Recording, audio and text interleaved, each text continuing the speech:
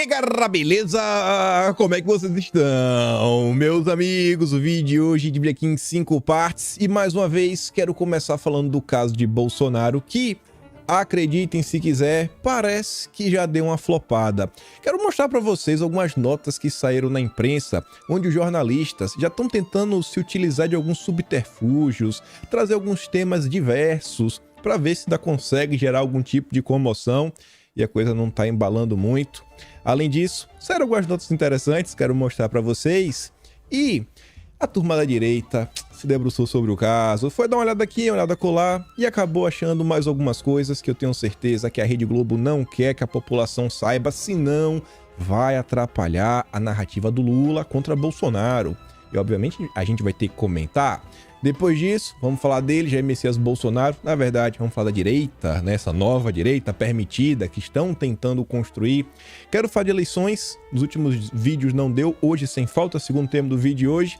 Depois vamos falar do Dilma. Esse sim tá com alguns probleminhas, algumas dores de cabeça, principalmente no âmbito econômico. Até os seus amigos banqueiros estão começando a reclamar. Quero mostrar umas coisas para vocês que acho que são interessantes, para depois falarmos da nossa democracia. Ela sempre está em risco e está sempre aprontando. Não quero adiantar nada, vamos dar algumas risadas e colocar a mão na cabeça e arrancar alguns cabelos. E por fim, espero dar tempo de falar, né, do Dilma, o Dilma 3, que é um Dilma verde, um Dilma SG. Algumas confusões aí que ele está enfiando o Brasil. Coisa boa não é, mas vamos começar. De uma forma muito similar ao vídeo de ontem, eu comecei o vídeo ontem com a nota que eu acho que foi do G1, falando do nome da operação, Lucas 12.2, e eu falei, gente, eu acho que tem algumas coisas que não são de bom tom, porque se você utilizasse o nome de outra religião, alguma referência a outra religião, eu tenho certeza que a Rede Globo seria a primeira a se jogar no chão e começar a gritar, falar de intolerância, de desrespeito, mas como é o cristianismo, todo mundo fica aí, né? Cristianismo pode, não tem nenhum problema. Beleza, a gente sabe como são as coisas. Só que aí veja, aí você se pergunta, né? Quem é que gostou do ocorrido? Quem é que bateu palma? Quem é que se sentiu representado pela piadinha de mau gosto? O consórcio. Tá ali, ó. PF produz uma fina ironia bíblica em novo cerco a Bolsonaro. Isso não casa muito bem, isso não é motivo de piada, isso não é motivo de ironia. Mas a turma do consórcio adorou, né? Porque cristianismo não tem vez na mídia brasileira. Independente disso, como falei para vocês já na introdução, se vocês pegarem os principais jornais, Globo, Folha de São Paulo, Estadão, Metrópolis, Veja, CNN, o UOL que ainda tentou fazer uma coisa ou outra, a maior parte deles comentou uma coisa aqui, comentou uma coisa acolá ao longo do dia, Bolsonaro se calou sobre o caso. Você não vê, não. Não sei o que, os apoiadores, não tô nem aí. Não teve nenhuma menção, ninguém tá nem aí. Ninguém ligou. Mas ninguém ligou. Aí, pra tentar chamar atenção de alguma forma, eles começaram a soltar notas assim, ó. Bolsonaro elogiou discrição de Mauro Cid ao deixar o governo. O que é que tem a ver isso com o ocorrido? Eu já sei. Os jornalistas do consórcio, eles já estão tentando criar, olha, Bolsonaro já sabia que o Cid se esgueirava pelas sombras desde o final de 2022. É só tentando levantar a narrativa assim. É coisa que não tem nada a ver com nada. Você pega uma coisa aqui, uma coisa colar, não tem nada a ver, mas tentam conectar. Da Ares, que tem algo muito errado acontecendo. Carta de 31 de dezembro, assinada de próprio Bolsonaro, de esquecer depois integridade física em risco para cumprir tarefas. Nossa, meu Deus do céu. Oh, meu Deus, é um grande vilão. Eita, rapaz. Aí, olha essa. Olha toda a semiótica. Aqui já pegou a imagem. Olha a cara do Cid, rapaz. Chega a tá bufando. Eita, tá desesperado. Aí vem o Lauro Jardim, principal colunista do Globo. Advogado deixa a defesa de Mauro Cid. Se tu pegar os comentários lá no Twitter, tu abrir, já tá a turma da esquerda botando aquele emoji do Michael Jackson comendo pipoca, sabe como é? Assim, ó, eita, é treta. Você olha isso daí, o que você acha? Advogado deixa a defesa de Cid, você vê essa foto, Cid bufando, você pensa que, o pior aconteceu, agora acabou. Vai delatar Bolsonaro? Eita, agora vai. É o que ele tenta fazer. Ainda mais o Lauro Jardim, um jornalista com anos de experiência, sabendo que o público que consome a Globo, que é o PT, só lê manchete. Aí vamos ver a nota. Advogado deixa defesa de Mauro Cid. O primeiro parágrafo é só encheção de linguiça, não tem nada útil. Ó. Cid está preso. Tá, sabemos disso. E sem advogado. Uau, eu tenho certeza que não vai ser por muito tempo. Bernardo Fenelon deixou a defesa cada vez mais enrolado, filho do também encrencado general Mauro Lorena Cid. Ponto. A informação relevante vem agora. Oficialmente, a explicação é que o motivo da renúncia ocorre por foro íntimo. Agora que vem a parte importante. Sua decisão foi comunicada ao cliente na terça-feira passada, antes, portanto, das super revelações de anteontem. Ou seja, o advogado do Cid deixou o caso antes da confusão. Não tem nenhuma relação com o ocorrido da sexta-feira. Só que se o Lauro Jardim, ele já deixar isso claro na manchete, falando, ó, e a manchete honesta seria assim: advogado de Cid deixou, né, a defesa na última terça, antes da confusão. Já resumiu tudo. Não. Tem que colocar, né? Advogado deixa. A cara de desespero, que é pra dar ideia do quê? Rapaz, Bolsonaro. O que você tá fazendo, Bolsonaro? Esse é o lixo produzido pela Rede Globo. É um lixo de jornal. É um lixo. O Brasil não tá preparado. O problema do Brasil não é o PT. Não é o comunismo, é a Rede Globo. O maior problema do Brasil não é segurança, é a Rede Globo. Enquanto essa porcaria existir e ficar fazendo lavagem cerebral nas pessoas, ele não vai pra lugar nenhum. É o tempo todo isso promovendo, sabe, briga entre pessoas, né? É basicamente, eles falam tanto da polarização, quem fica criando divisão na sociedade brasileira, colocando família um com o outro, é a Rede Globo. É o tempo todo isso. Aí depois vem o mesmo Lauro Jardim.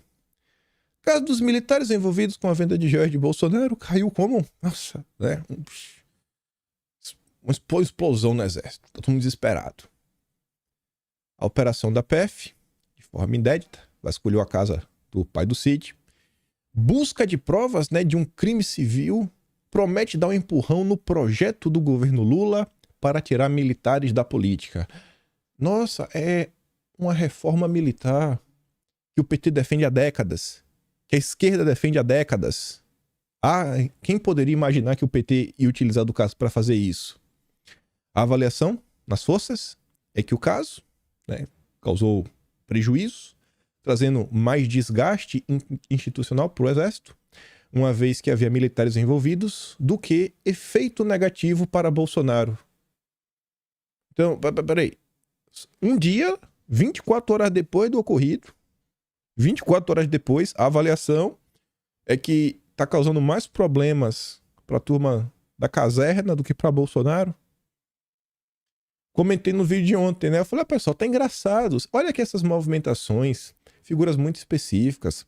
Helene Cantanhede, própria turma do G1, nota da Folha de São Paulo, todo mundo batendo nas forças. Aí eu falei, ó, em janeiro, isso também aconteceu no pós-dia 8. E qual era o objetivo da turma? A esquerda veio a público, a esquerda fez tweets, publicou nota. O próprio José Disseu apareceu em entrevista falando que era hora de uma ampla reforma militar.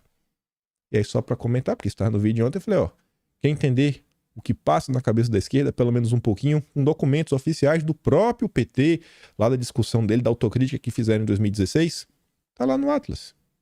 Capítulo 9 do Atlas de janeiro. Né? Estamos um pouco mais à frente da imprensa, né? Quando a imprensa vem com informação, a gente já tá um pouco mais na frente. É fácil entender o que passa na cabeça da Globo. Aí você vê, petistas lamentaram que a operação da PF tenha ofuscado o novo PAC.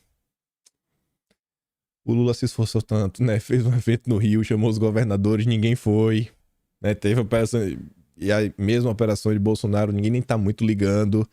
E conseguiu ter menos audiência que a operação de Bolsonaro. Realmente o Lula não consegue nada, né? É a sorte dele que tem a Globo. Bolsonaro ignora caso das joias e dá bom sábado a todos. Michele reage à provocação. Essa foi a tônica das notas ao longo do dia de ontem. Além disso, ficou lá um monte de petista, que só lê manchete, postando meme, falando-me uma barbaridade contra o Bolsonaro, que é o padrão, todos os dias, eles só fazem isso.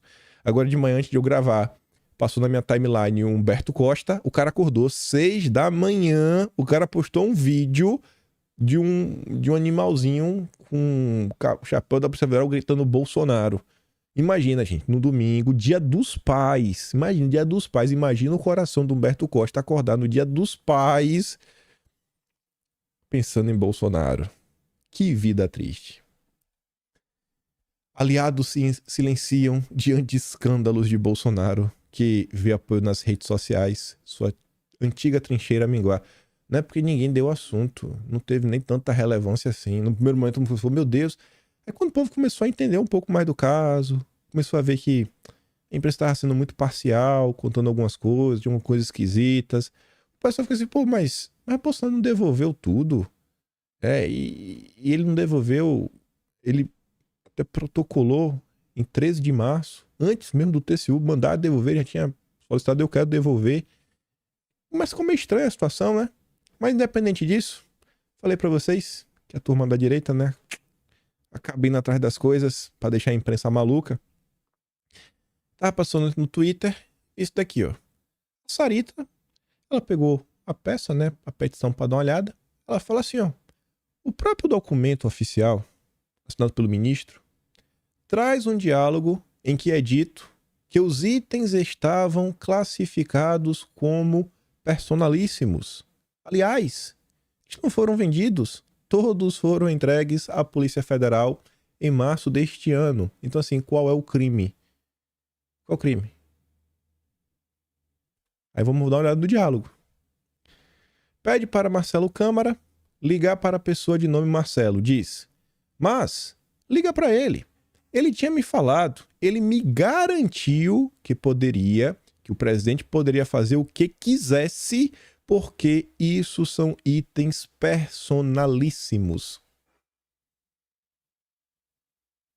Ainda que tivesse a tentativa de fazer uma coisa ou outra, se fez por realmente achar que poderia. Né? Marcelo, citado por Mauro Cid, trata-se do ex-chefe do gabinete adjunto de documentação histórica da Presidência da República, Marcelo da Silva Vieira.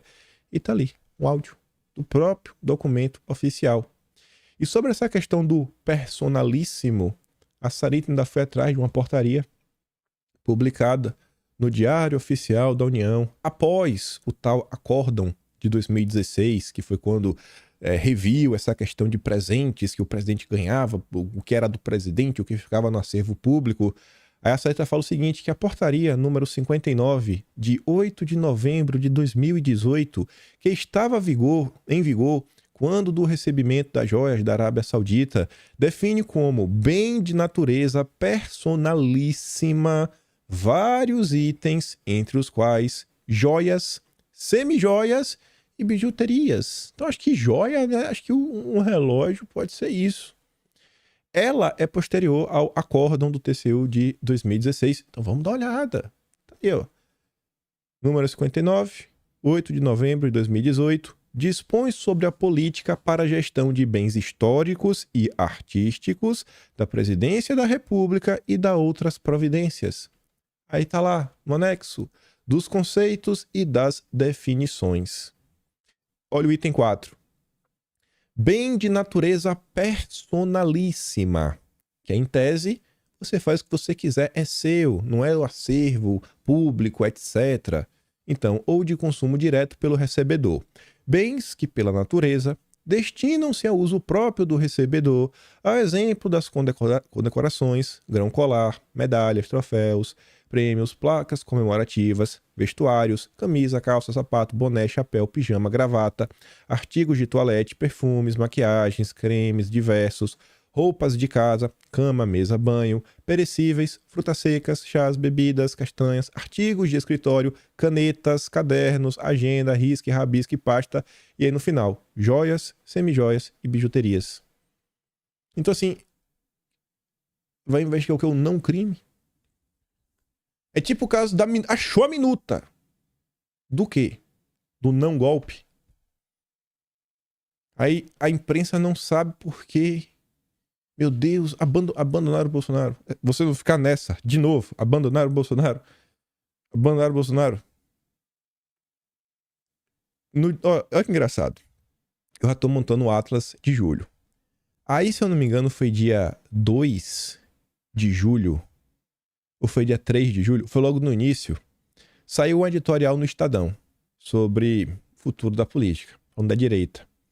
Não falar da reforma tributária também. Aí falaram que o Bolsonaro estava acabado. Eles usam a expressão que Bolsonaro está inelegível e sem militância. Exatamente a expressão, sem militância. Eles falaram isso no dia 2 de julho. Aí, como é que vai estar no Atlas de julho? Termina essa nota do Estadão.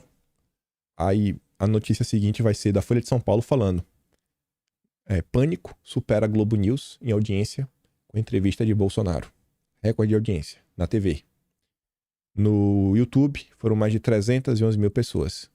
E ao longo do mês, foram inúmeras participações de Bolsonaro em evento, os quais foram noticiados pela própria imprensa. Pela própria imprensa. Eu não peguei os que... o tweet de Bolsonaro, isso é fácil, né? Bolsonaro, ele se falou, não. Os que a imprensa repercutiu. Então, é o tempo todo isso. É o tempo todo a mesma história. Aí acabou, é o fim. Agora Bolsonaro está abandonado pelos seus...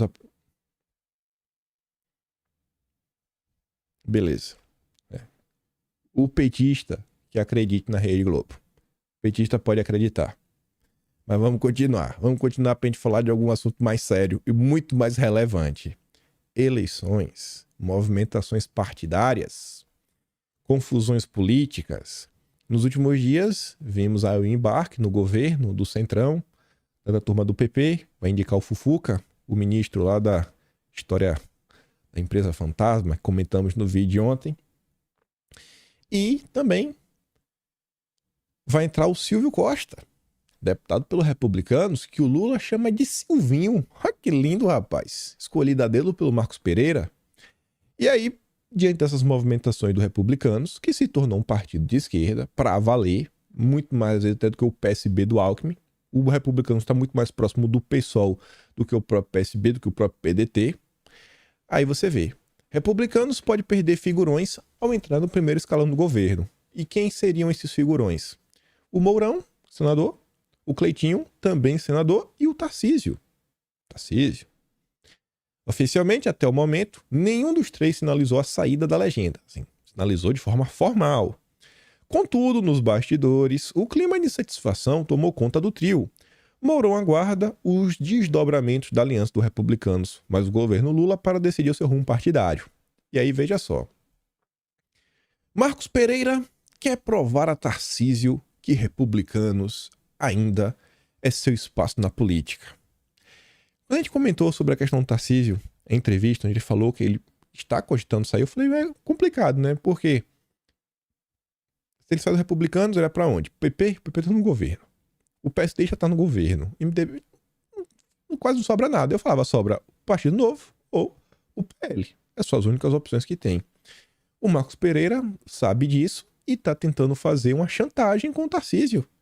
Tá querendo se impor, tá querendo encurralar o Tarcísio. Marcos Pereira desembarca na noite de sábado em São Paulo com o desafio de administrar a maior crise política de seu partido, a possibilidade de perder o governador Tarcísio. Pereira prepara o discurso de convencimento para mostrar que a legenda ainda é o melhor espaço para Tarcísio na política. Em Israel, o presidente dos republicanos recebeu com preocupação a notícia de que sua principal quadro avalia se desfiliar.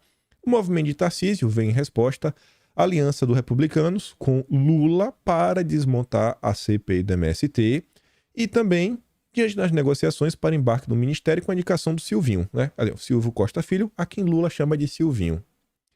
Pereira tem vários argumentos a apresentar, segundo os interlocutores. É o próprio Pereira que plantando no Estadão, né? Mas interlocutores, né? Ele mesmo. Sobre a manobra da CPI do MST, por exemplo, pode destacar que o movimento de enfraquecimento do grupo bolsonarista na comissão ocorreu enquanto ele não estava em Brasília. Rapaz. Será que o Marcos Pereira acha que o Tarcísio é idiota, é imbecil? Não, Tarcísio, eu não estava aqui. Eu comando o partido com punho de ferro, como um autoritário, como um totalitário, e se aproveitaram disso para passar a pé. É zero a chance disso acontecer. Nenhum movimento ocorre sem, sabe, a permissão do Marcos Pereira. Quem fez as trocas foi Hugo Mota. Nossa, não foi o Marcos Pereira, não. A respeito da iminência de Silvinho assumir o ministério, a ideia do Marcos Pereira é mostrar que o deputado tem um perfil conciliador, sem radicalismos, né? Prudente, sofisticado, pragmatismo e sensatez. Pode ser uma ponte de diálogo democrático com o governo Lula. Indescritível, como não amar os republicanos. A carta na manga de Pereira é ainda evidenciar que outras siglas tampouco teriam terreno perfeito para o Tarcísio. O PP tem o Fufuca, falamos. O PSD já tem cargo do ministério. E o PL de Bolsonaro reúne a tropa radical que o hostilizou na reforma tributária. Meu Deus. Que baita argumento, hein, do Marcos Pereira. Chantagem. Só isso. Aí veja. Eduardo Bolsonaro falou óbvio, virou notícia em todos os portais. O Globo noticiou ontem, a Folha de São Paulo anteontem e o Estadão também foi... Hoje é dia 13, não é dia 13? Isso mesmo. O Estadão também foi anteontem. Anteontem, Folha e Estadão. Acho que a Veja saiu ontem também. Ontem foi a Veja e o Globo. Republicanos é hoje um partido de esquerda, diz Eduardo Bolsonaro sobre a legenda de Tarcísio. E essa fala do Eduardo é interessante, porque não é qualquer deputado que está falando isso. É um Bolsonaro, né? Então tem um peso maior. É de alguém que realmente vem da direita, né? Mas segundo o Globo, o Bolsonaro não tem mais militância. Então essa frase não deveria ter nenhum impacto. Eu avalio hoje que o Republicanos é um partido de esquerda, afirmou Eduardo Bolsonaro, afirmando que a sigla se alinha a um governo que, em sua visão, dá apoio a pautas como legalizar coisas ruins, né? Meu corpo, minhas regras, colocando adiante todo tipo de pauta que é contrária aos ensinamentos bíblicos. Não dá mais para dizer que o Republicanos é um partido que se atenta com relação a essas pautas que eu acredito ser o desejo dos cristãos, disparou em referência à legenda ligada à Igreja Universal. Eduardo Bolsonaro lembrou da troca de membros da CPI do MST em articulação com o governo. Ainda lembrou que, por ocupar um cargo no executivo e estar livre da regra de fidelidade partidária, Tarcísio pode deixar a sigla quando achasse conveniente. Ele pode fazê-lo quando bem entender, pois é governador. Ao contrário de nós, que somos deputados federais, né, estadual, que a gente tem questão de fidelidade partidária, a gente só pode mudar de partido em março do ano eleitoral. O Tarcísio pode mudar quando ele bem entender. Cabe ao Marcos Pereira e às lideranças do Republicanos dizerem o que levou eles a mudarem de opinião e a apoiarem o governo federal. O Republicanos está em negociações com o governo e já tem até nome indicado para assumir o ministério. É o Silvinho, né? Só falta definir qual é a pasta que ele vai ocupar. Então, Tarcísio aí já tinha alguns motivos. Tem pressão de um lado, pressão do outro. Lula radicalizando cada vez mais, tornando cada vez, inclusive, mais difícil para o Tarcísio. Então, podemos ter, quem sabe, nos próximos meses, uma mudança partidária. E eu acho bom. Eu espero que o Marcos Pereira ele devia ter o mínimo de respeito e dar, né, o direito de sair para todos os deputados, os quais ele traiu. Não tem como um deputado de direita permanecer no Republicanos, né? Isso é uma penitência inaceitável. Aí tá ali, ó. PL se diz de braços abertos para receber Tarcísio. Vem tem espaço. Coração de mãe, sempre cabe mais um. E aí vem os grandes analistas da imprensa. Marco Antônio Villa. Qualquer candidato que estiver com Bolsonaro e Tarcísio estará derrotado. Qualquer um. Todos vão perder. Todos, né? Tá bom. Gente, isso é uma coisa que é impossível. O estado de São Paulo tem várias cidades. Não é possível que todos os caras que forem apoiados por Bolsonaro e Tarcísio vão perder. Então, assim, até a frase tá mal construída. Se o Villa ainda fosse honesto, um pouco mais honesto, assim, se ele fosse mais honesto, não. Se ele fosse mais esperto, ele falava o seguinte: hoje estar perto do Tarcísio e de Bolsonaro não é inteligente. Não é inteligente. Pode trazer problemas, pode desidratar, pode, sei lá, causar espanto, medo, afastamento nos eleitores de centro. Aí você ainda acha, né? Você fica, não, o cara tá fazendo uma análise. Mas quando o cara coloca assim, qualquer candidato, é uma coisa que é um absurdo. Quando você olha as eleições de 2022, você olha no estado de São Paulo, você olha algumas regiões, mas que Bolsonaro ganhou, mas com força. Que assim, o cara que tiver em Bolsonaro, for o candidato de Bolsonaro naquela região, tá eleito. Mas tá eleito. Pelo amor de Deus. E se você traz para a cidade de São Paulo, talvez você consiga até aplicar isso para afastar o eleitor de centro, etc. O que eu acho que não é uma verdade, porque o que a imprensa está tentando fazer é tornar o Boulos um candidato palatável. A imprensa está tentando transformar o Boulos num candidato moderado, e aí moderação, e o Boulos na mesma frase não existe. Mas se você abre o leque, você sai da prefeitura, você sai dessa discussão, vai me falar que um vereador, ele fala assim, ó, esse é o vereador de Bolsonaro, ele vai perder. Perdeu. Eu acho que ele pode ser um dos mais votados da cidade. É meu achismo, né? Mas quem sou eu perto do Marco Antônio Villa? Aí, Velene Cantanhede, a mesma tia, né, das informações de bastidor, que tem o zap do Lula. E que ontem a gente trouxe no vídeo, né? Nossa, quebra de sigilo de Bolsonaro é mais um passo para a sua prisão.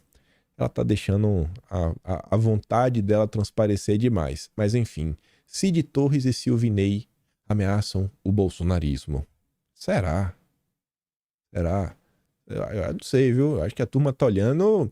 Tá no Brasil. Se eu fosse falar, eu acho que existe uma percepção de perseguição política.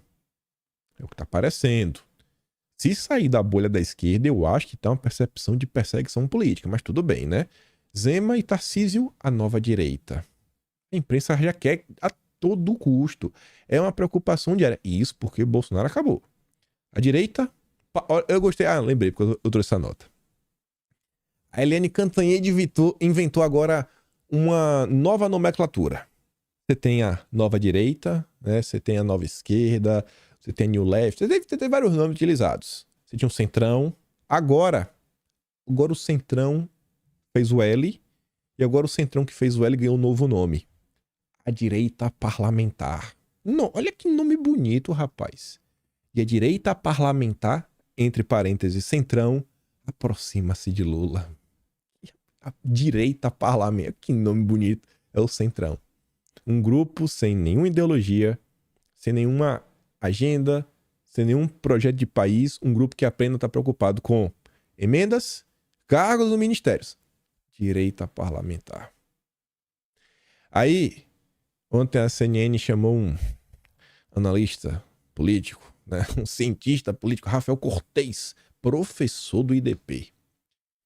Entrada do centrão no governo dificultaria a reconstrução da direita. Aí você se perguntar, para que direita é essa? Ele tá falando, não, porque se os republicanos entrar, vai ficar difícil para o Tarcísio ser candidato, etc, tudo mais. Pô, mas o Tarcísio, a depender aqui o que acontecer, pode sair do partido. E independente se o Tarcísio falou que ele não vai ser candidato. Ele vai para o candidato de Bolsonaro. É o tempo todo tentando criar uma direita que não existe. Todo santo dia você vê, ó.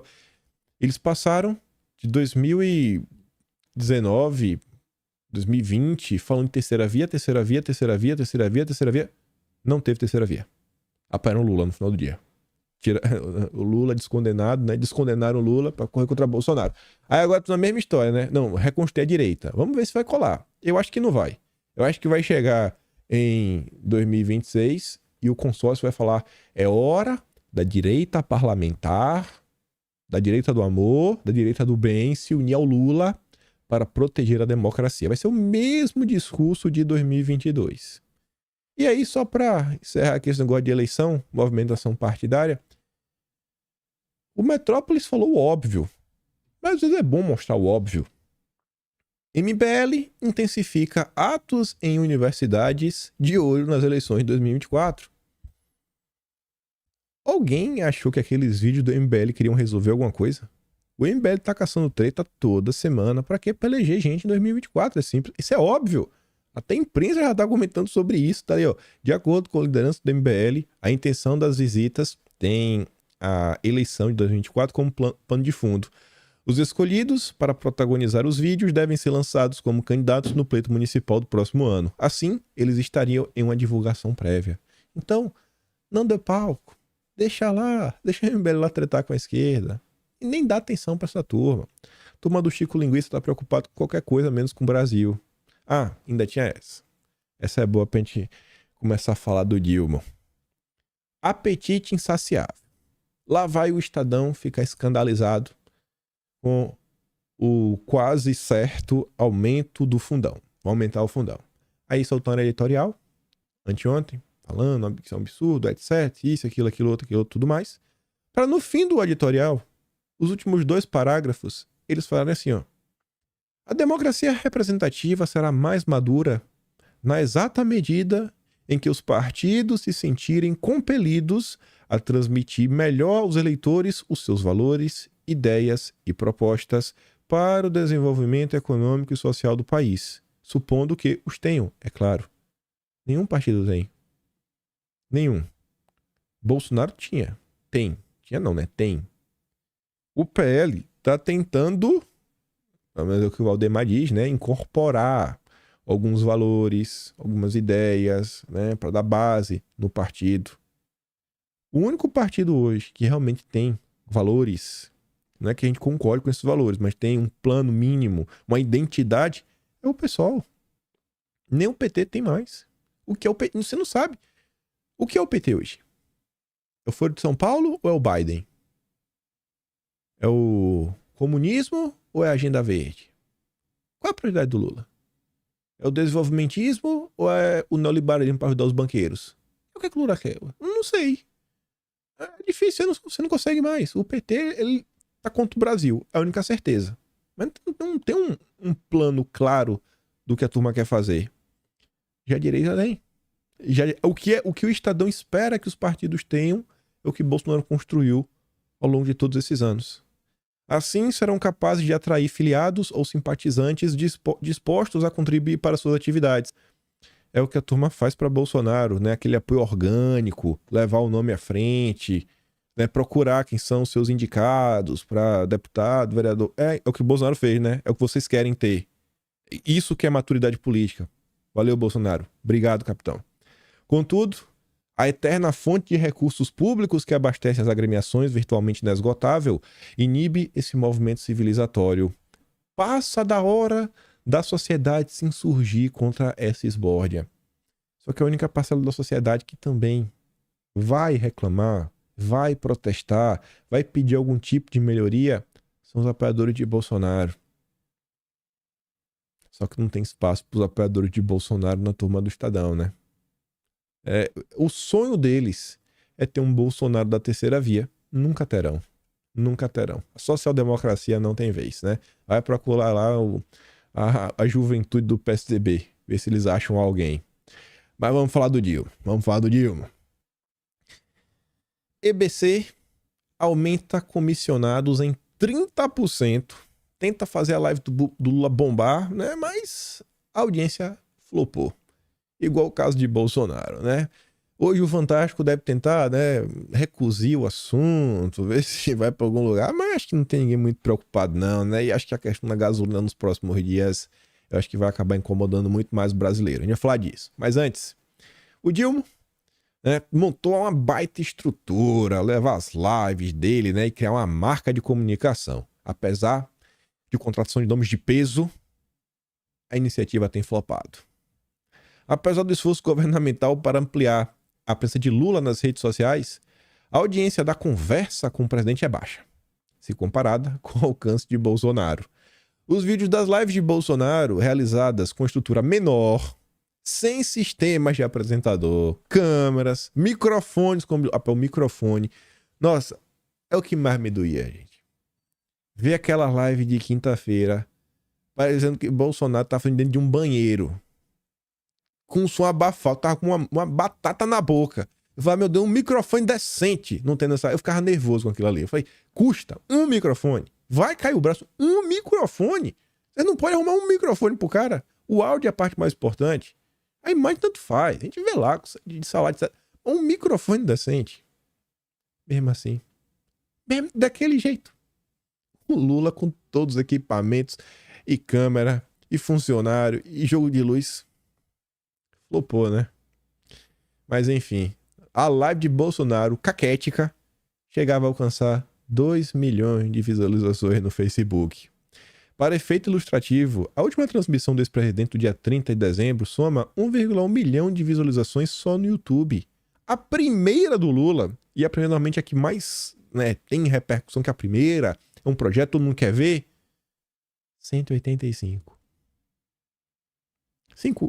Um pouco, assim, não, umas quase 6 vezes a menos. Só um pouco, né, a menos, só umas 6 vezes a menos. O entorno de Lula tem afirmado que a comparação de audiências é inadequada. E por quê? Porque a mudança nos algoritmos alteraram a culpa é do algoritmo. Sabe aquele algoritmo que sempre prioriza a turma da esquerda? Pois bem, o algoritmo mudou. E eles querem que você acredite nisso. É de doer, né? É de doer. Vamos tapar o sol com a peneira. Aí o Estadão fez aqui, ó, a visualização das super lives do Lula. Em vermelho, YouTube. Em azul, Facebook, né? Facebook tem mais alcance, vamos pra Lula. Você vê ali, ó. Aqui mais repercutiu. Teve 300, um pouco, quase, sei lá, uns 350 mil no Facebook. Depois ficou ali 300, aí foi caindo. A do dia 1º de agosto já tá com menos de 100 mil views. Meu Deus do céu. Parece que ninguém tá dando muita atenção pro Lula, né? Mas vão dar.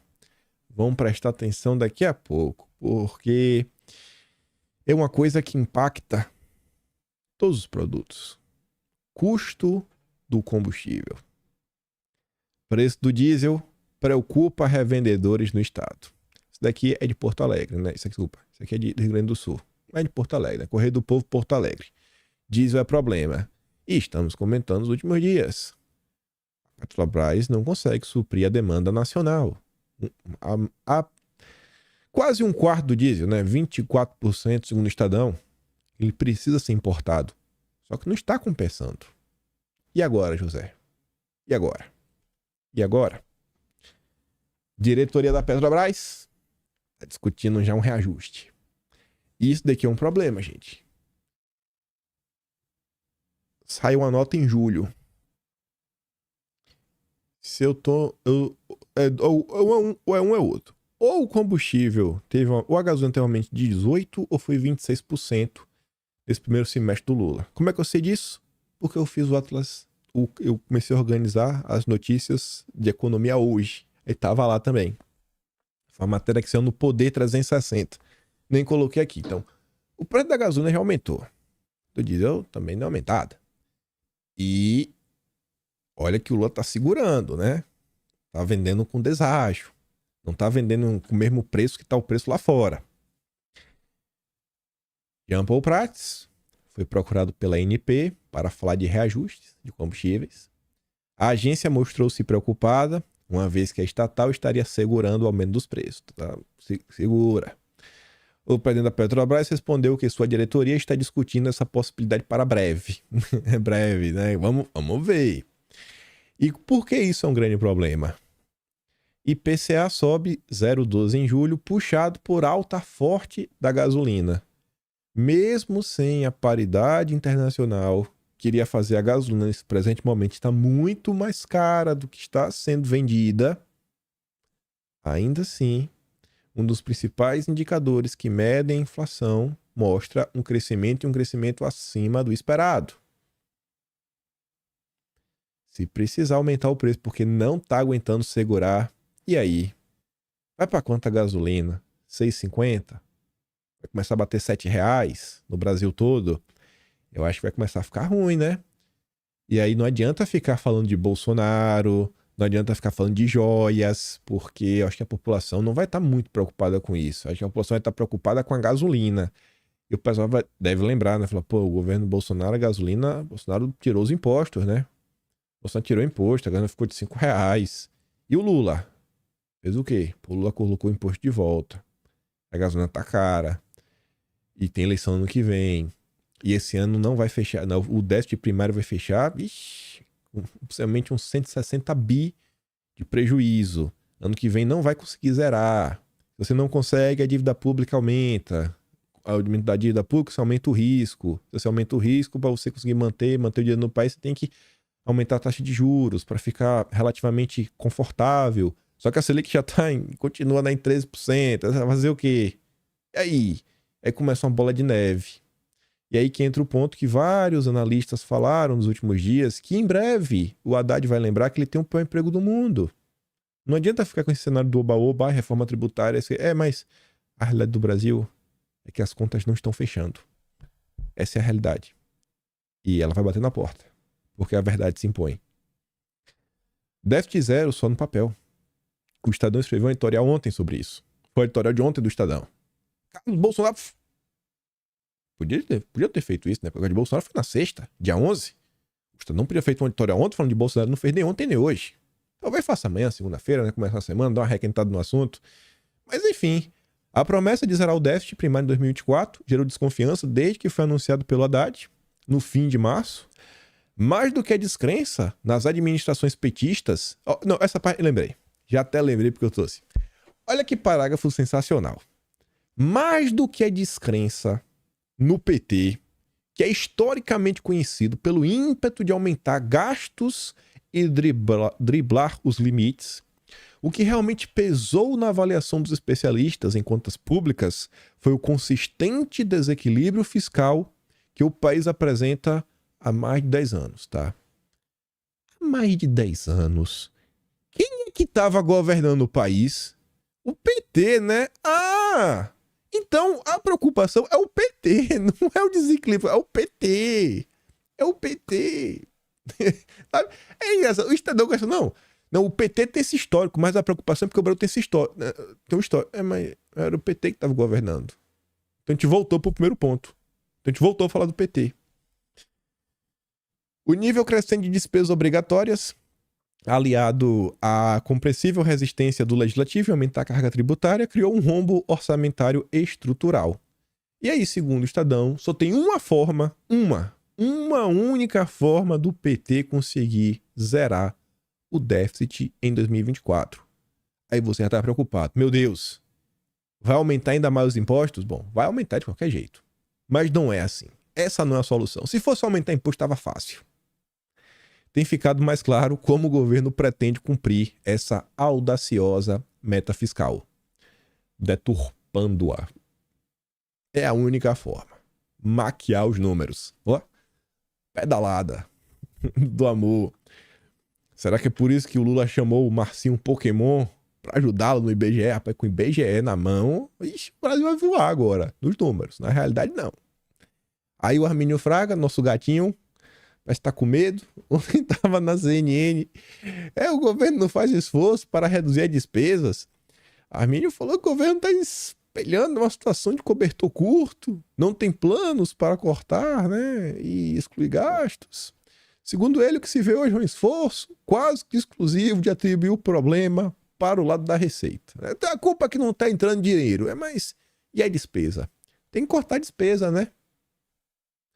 Tá se discutindo criar mais 2 ministérios. Mais 2. Para poder alocar o PP e os republicanos. Porque o PT não quer abrir mão de dar um ministério. O Lula não quer demitir a Ana Moza. Aí tá aquela confusão. Tá se pensando em criar mais 2. Esquece redução de despesa. Não, um PT não tem. É só aumento. Aí volta. Saiu no Estadão, né? O Pastore. Pastore lá, amigo do Moro. Lá o plano do Moro econômico. Tá ajudando ele. O governo precisa mostrar de onde virão as receitas para cumprir as metas de resultado primário. De onde vai vir a receita? Eu digo, do povo, através de impostos. Pode me dar um prêmio Nobel agora. Ao se comprometer com o crescimento dos gastos públicos sem determinar como obterá as receitas para cumprir as metas de resultado primário, o governo corre o risco de gerar um crescimento da relação dívida-PIB superior ao que está implícito na versão na qual seu programa foi apresentado à sociedade. Ou nos oferece as provas convincentes sobre de onde virão as receitas ou não conseguirá evitar aumento ainda maior dos prêmios de risco sobre os títulos da dívida pública, ou seja, aumento de juros. Aí lá para tanto ele fala assim, ó, por outro lado, como o arcabouço garante o aumento de gastos, caracterizando uma política fiscal expansionista, ainda que não houvesse o aumento do prêmio de risco, há um aumento da taxa livre de risco, que iguala a demanda agregada ao PIB potencial à taxa neutra de juros. Finalmente, como, salvo algum truque contábil, salvo, né, que o PT deturpe os números, maqueie alguma coisa, a não ser que algo assim aconteça, o caminho natural, né, é que o PT não vai conseguir atingir a meta do resultado zero, né, déficit zero em 2024. Não há como evitar que essas duas forças elevem a taxa de juros da dívida pública, alargando a sua distância em relação ao crescimento do PIB potencial, piorando a dinâmica da dívida. Aí, gente, juros altos é bom para quem? Pro rentista. É bom para quem? Pro banqueiro. Pros bancos, os bancos têm muito dinheiro. Emprestar dinheiro pro governo, 14%, sensacional. Nunca existiu um governo tão bom para os banqueiros como Lula. E não lembra durante as eleições as notícias que o pessoal repercutia mostrando que os bancos nunca haviam lucrado tanto como na era Lula. Aí por que eu tô falando isso? Eu sabia que tinha essa nota. Na sequência, bancos elogiam Haddad e dizem que política econômica está na direção certa, na direção dos juros, na direção do rentista. Haddad, grande herói das elites e dos banqueiros. Esse é o governo Lula. Mas eles não estão 100% felizes, não. Tem um ponto que eles estão chateados com Haddad. Sabe o que é?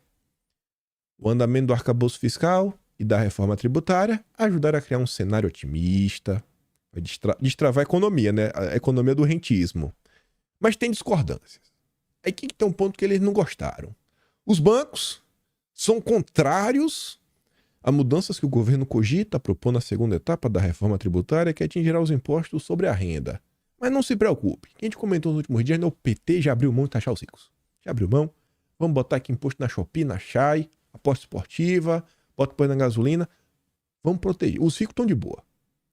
O rico só está preocupado se o Haddad for querer mexer em imposto de renda. Haddad. Se segura. Não vem pra cima da gente. E a Haddad não vai, não. Por isso que o governo tá de boa. Com muito amor. Muito, assim, se você é rentista, se você é bilionário, o Brasil é o seu lugar. Aqui é um tweet que colocou um print de outro tweet e ambas as contas não são de pessoas de direita. Ambos, creio que dá para falar que votaram em Ciro Gomes, pelo menos no primeiro turno. Segundo turno não saberia falar. O Tatu no Torco fala assim, ó, a matéria é de 2018, agora já são 34 anos. Abre aspas.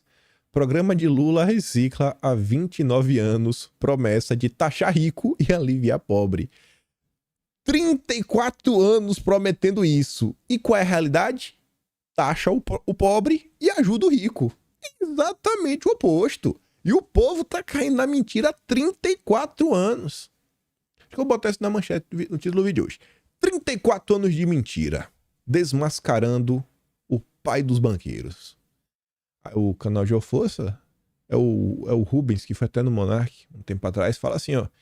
Quem vive de promessa é santo. Está na hora do povo tomar as rédeas da situação e enquadrar esses parasitas que se revezaram no poder com esse papo de esquerda e direita. Esse ambidestrismo se aplica diretamente no seu bolso e na sua vida, que, aliás, está cada dia mais miserável. Lembra que esse cara não é direita. Lembra que esse cara não fala para a bolha da direita. Eu acho que o Lula tá com os problemas. Eu acho que o Lula tá com uns pepinos aí para descascar e para resolver nos próximos meses. E eu acho que vai dar errado. Centrão quer 10 bilhões em emendas para aprovar arcabouço sem reforma ministerial. Não quer dar ministério. Não deu até agora. Saiu algumas notícias que terça-feira agora, republicanos e o PP vão ganhar seus ministérios. Dá até terça. Mas se não tiver ministério, tudo tem um jeito. 10 bi. 10 bi tá delicioso, né? Frente à letargia do Lula, lideranças do Centrão apresentaram outra fatura. 10 bi, dá 10 bi que a gente resolve. Aprova o que você quiser, Lulinha. Vamos fazer o L. Esse é o governo do amor. Lembra como a Rede Globo era um leão contra o orçamento secreto? Agora não tem mais orçamento secreto, agora é emendas de relator, emendas RP2, agora são emendas do amor. Tá de boa. Voltamos, né, à paz institucional, a democracia venceu. Aí olha que engraçado também. O perfil oficial do Ministério da Fazenda, do Haddad, programa Desenrola Brasil, foi destaque em matéria do jornal Valor Econômico. Aí a Tsuki foi dar um Google, né? Esse povo danado. Valor Econômico, Grupo Globo. Dá um Google, faz o L. Tá ali, ó. A matéria de 26 de novembro de 2021. Grupo Globo. Ali 2016, né? Não sei, mas a data é 2021, mas enfim. Grupo Globo torna-se único proprietário do Valor Econômico. Grupo Globo adquire 50% do Valor Econômico que pertenciam ao Grupo Folha. O Valor Econômico surgiu uma parceria entre a Folha, a Globo, e a Folha São Paulo e a Globo. A Globo comprou agora 100% da Globo. E aí o Jornal da Globo, que está dando destaque em parceria aqui junto com a Haddad. Ai de você que acha que tem uma coisa de estranha nisso. Mas vamos continuar falando da nossa democracia. Eu vi uma notícia que eu não sei se eu dou risada, se eu fico triste. Eu sou sincero porque, assim, eu não entrevisto ninguém, né? Não é meu perfil. Tô aqui, comentar as notícias, fazer algum tipo de análise. Eu acho que é uma coisa meio que eu sei fazer. Para eu fazer uma entrevista tem que ser um negócio muito especial. É raríssimo. Vocês não me veem aqui. Vocês sabem, né? O que vocês vão encontrar aqui de manhã normalmente. Mas, enfim. A nossa mais alta corte no Brasil diz que um jornal pode ser responsabilizado por ato ilícito de entrevistado. Tu entrevistou alguém e falou uma besteira, tu vai responder junto. Independente se tu tem... que não foi tu que disse, independente se tu tiver reprimido, sabe, repudiado o que o cara falou. Não. Você é copartícipe, é cúmplice. Aí o que achei engraçado é que a Madeleine Laxo, uma grande inquisidora da direita ao lado do Luciano Ayan, ela gravou um vídeo para comentar sobre isso. Olha o que ela fala. Ela faz até um L no final para não ser cancelada. Nunca mais tivesse na imprensa entrevista com polícia e promotor que denunciaram alguém. A gente corre esse risco com esse julgamento aqui que eu vou te explicar. O jornal fez uma entrevista grande com um delegado sobre um mundaréu de coisas e no meio ele acusou um deputado. Anos depois, o deputado foi inocentado e processou o delegado, o jornal. A justiça agora disse que o jornalista e o jornal são responsáveis pelo que o delegado falou. Mas é só averiguar com a pessoa que o delegado falou e pipipi, papapó. Nas entrevistas grandes, você vai ter que ligar para todo mundo de quem o cara falou. E mais, vamos dizer que ele está denunciando alguém. Essa pessoa não é condenada lá na frente. Ou, como jamais acontece no Brasil, ela é descondenada. O jornalista que vai ser condenado, então. Oh, que gostoso! Tem um caso de um político super processado que foi pra cadeia e tudo, depois saiu, falaram que ele é inocente. Quem que paga o pato a partir de agora?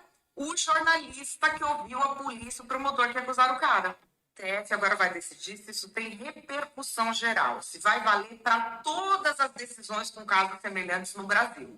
Se isso acontecer, meu amor, você só vai saber de processo contra poderoso se e quando for condenado.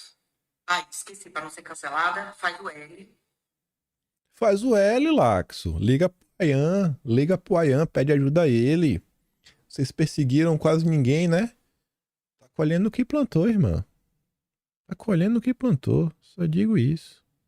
O choro é livre. O choro é livre. Aí, falando do nosso judiciário, quinta-feira agora, volta o julgamento, né? Sobre a possibilidade... Quem diz é o próprio consórcio, né? Descriminalizar o porte. Mas não vai legalizar no Brasil, não. Tá bom. Já tem 4 votos a favor. Só 4 pessoas votaram, ou seja, todas as pessoas que votaram até agora votaram a favor. E a nota diz que o voto da presidente da corte, a ministra Rosa Weber, dado como certo, que vai ser mais um. Então teremos 5 votos. A maioria são 6. E eu acho que vão liberar, né? Eu acho muito triste, porque eu acho que é uma decisão que cabe ao parlamento. Eu não espero que o parlamento se vingue, não faça nada, etc, tudo mais. Mas eu acho muito bacana, assim. Pô, eu acho que seria muito interessante o Pacheco entrar em contato e falar, pô, cara, vocês têm certeza que vão fazer? Faz isso não. Acho que se a gente não quis votar, a gente já decidiu. A gente decidiu que a gente tá satisfeito com o cenário que o Brasil tem hoje. Simples assim. Mas eu acho que o Congresso vai fazer nada. Vai deixar que, mais uma vez, o Judiciário legisle. Não tô falando de vingança, repercussão. Não, é só assim falar, cara, vamos tentar trazer pra normalidade. Porque esse clima de ficar um procurando briga com o outro só faz aumentar uma bola de neve. E no final do dia, o brasileiro continua miserável. Aí você vê, ó, as preocupações do governo Lula. A Helene Cantanhede, que se orgulha de receber mensagens diretamente do Lula, ontem tava ali, ó, se fazendo de vítima, chocada. Mais um abuso revelado pela Renata Cafardo no Estadão. A era PT quer acabar com a obrigatoriedade do inglês no ensino médio das escolas públicas, ou seja, quer aprofundar o fosso entre pobres e ricos no mercado de trabalho. Preciso explicar? A manchete diz tudo, né? Novo ensino médio, proposta do MEC, pode deixar inglês de fora das escolas. Eu não acho, não. Eu tenho certeza que nenhum jovem sai fluente em inglês, principalmente de uma escola pública, com o que ele aprende na escola. Mas acho que se tirar, fica pior. Eu acho que se tirar, fica pior. Não sei, né? Não sei. Eu acho que esse não é o caminho, mas prometeram pra vocês que era a turma do amor. Aí falando de escolas, educação, falta de educação. Saiu notícia no dia 10, muito triste, que é um cenário aí que se repete no Brasil já há vários anos. É o típico retrato de como a esquerda age com pessoas da oposição. O André Last posta a notícia, ele era o palestrante, que a notícia está comentando, falando o seguinte: confusão após palestra na Universidade Federal do Amazonas termina com aluno preso e servidora agredida em Manaus. Ele diz, ó, esta matéria do G1 Amazonas explica um pouco do que aconteceu hoje na UFAM, durante o evento no qual palestrei sobre empreendedorismo em Israel. Infelizmente, tive que ser escoltado pela PF. Uma servidora acabou sendo agredida pelos manifestantes que não aceitavam a minha presença no local. Aí falando de educação, com muito amor, etc. Quando eu fui pegar aquele tweet da turma fora da bolha da direita, e não dá pra falar que essa turma tá na bolha do petismo. No petismo eles não estão. Tá no limbo. A turma que tá aí no meio do limbo. Aí eu vi esse tweet aqui, né? Do Rubens. A meta de alcançar o fundo do poço foi alcançada com sucesso. Não resta mais nada, apenas a vergonha. Isso é uma palestra na Petrobras. Acreditem, a minha Petrobras passando por esse constrangimento doloroso. O governo Lula quer tirar o inglês, quer colocar outro tipo de conteúdo, né? Reforçar, quem sabe, direitos humanos nas escolas. E olha o que está sendo... Olha a palestra sendo ofertada na Petrobras. Linguagem a ser evitada. A primeira, ok, né? Em vez de falar o nome da perseguida, né? Do pirulito, fala genital. Em vez de falar peito de cima, fala tórax. Mas não sei qual seria o problema. Pra mim era uma coisa mais de boa. Enfim, você não pode falar menstruação, sangramento. Essa eu não entendi, né? Essa ficou meio estranho, mas tudo bem. Aí agora não tem mais o que falar. Evite falar esposo, esposa, marido. Fale o quê? Parcerias. Eu tô parceiro. E aí, parce? Em vez de falar cirurgia de troca, fale sobre cirurgia de modificação corporais. Redesignação. A Petrobras Tinha tudo para ser uma das maiores empresas petrolíferas do planeta Terra. Na era Lula, é uma empresa SG que produz cataventos e levanta a bandeira woke. Faz o L. A Petrobras podia ser uma das maiores empresas petrolíferas do mundo, mas virou uma empresa de cataventos. O ministro de Lula foi escanteado em troca na Petrobras e vê fritura crescer no PT e no Centrão. Sabe quem é esse ministro? É o da nota abaixo. Ministro de Lula nega consenso científico sobre corte no petróleo para frear a crise climática. O cara tomou uma decisão sábia. A gente tem que continuar produzindo petróleo, não dá para cortar, tem que produzir mais. Não dá para a Petrobras virar uma empresa de catavento. Já foi tratorado. Já tesouraram o cara. Já tá sendo fritado. Vai ser mandado embora. Porque ele não quer catavento. Ele não quer catavento, ele quer que a Petrobras seja uma empresa petrolífera. Meu Deus do céu! Esse é o governo Lula. É o que eu estou falando.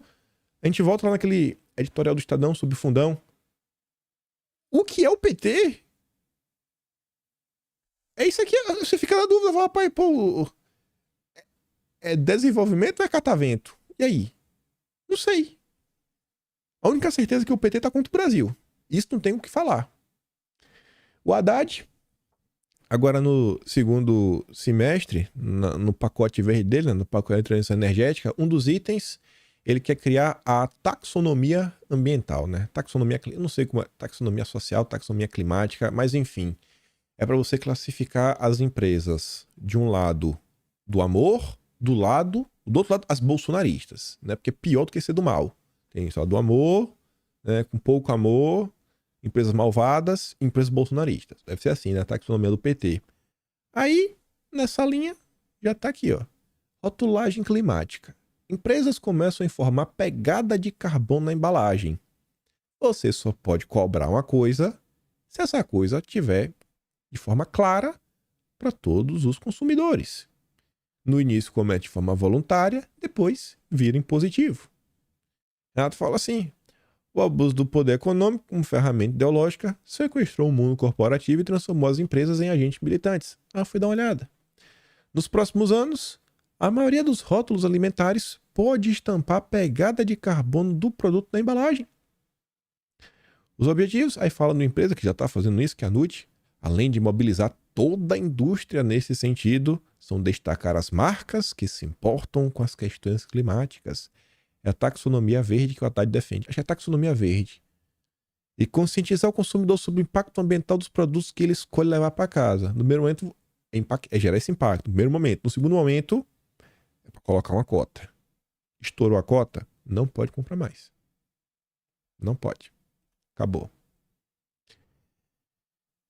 E toda essa cadeia logística do funcionamento das coisas só funciona se tiver transparência, se tiver possibilidade de rastreio.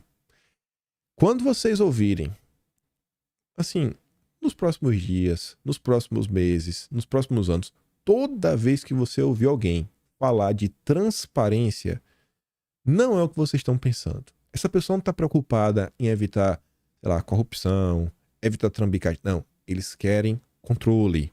Eles querem ter acesso a dados, a números que possam levar ao controle. E no final do dia, o que faz bem e o que faz mal, para essa turma, eu acho que são conceitos muito diferentes do que vocês defendem. Tá ali, ó, seu Klaus. No novo mundo, você tem que aceitar total transparência. Isso se tornará parte da sua personalidade. Tudo será transparente, se você não tem nada a esconder, não há motivo para ter medo. Tá bom. Deus está vendo, né? O que ele quer é ter acesso. Ele quer ter acesso a cada pequena coisa que você faz em sua vida. Quantas gramas de carne você come, para poder limitar.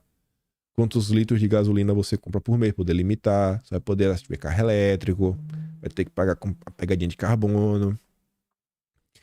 Aí, nesse meio tempo, e nem vai dar para falar da última parte que eu queria trazer umas coisinhas. Mas, enfim.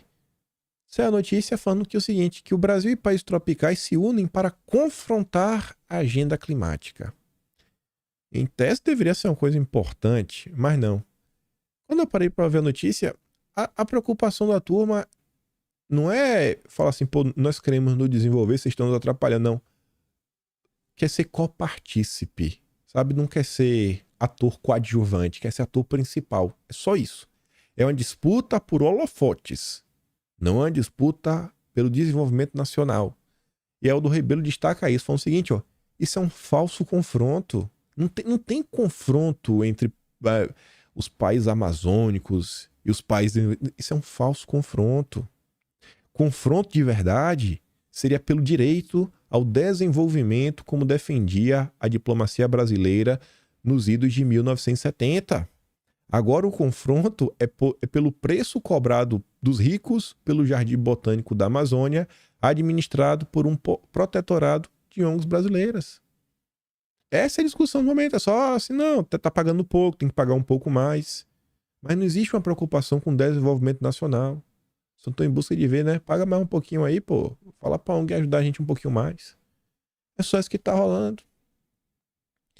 Amanhã eu quero contar umas coisinhas que envolvem aí o PAC do Lula, o PAC verde, o PAC do amor, as coisas engraçadas que inclusive a gente comentou no final de julho e acabou de sair uma nota. Envolve a Ferrogrão, um grande empresário e o Lula. A história é boa. E tem um negócio lá de uma nova ONG também que tá sendo criada que só Jesus na causa.